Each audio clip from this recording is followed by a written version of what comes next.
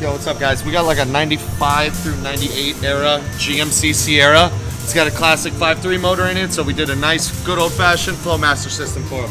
We put a single-in, dual-out Flowmaster, ran him 2 custom tailpipes, and then put some nice tips on the front, and then you can admire Kevin with his painting.